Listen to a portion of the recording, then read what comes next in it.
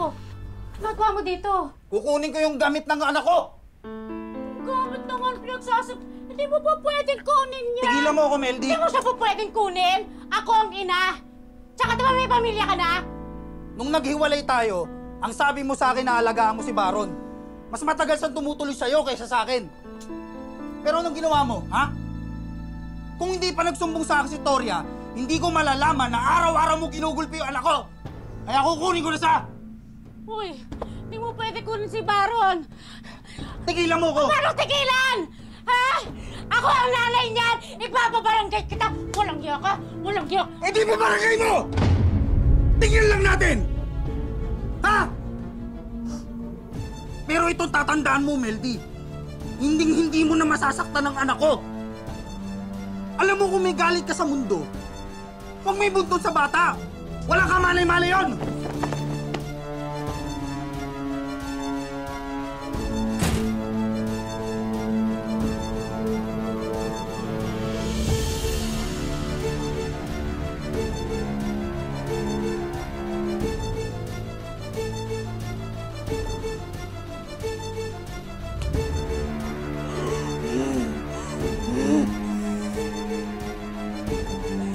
Sa'yo, Gab-Gab. Ikaw pa rin yung first honor sa klase ninyo kahit ilang linggo ka nang di nakapasok. Uy, Mar, samahan mo ko mamaya sa palengke. Alam mo na, magse-celebrate ulit tayo. Maghahanda tayo. Ay, sige, Mar, Nay, pansit. papayagan niyo po ba ako sa Pisonet maglaro? May bakasyon naman po na eh.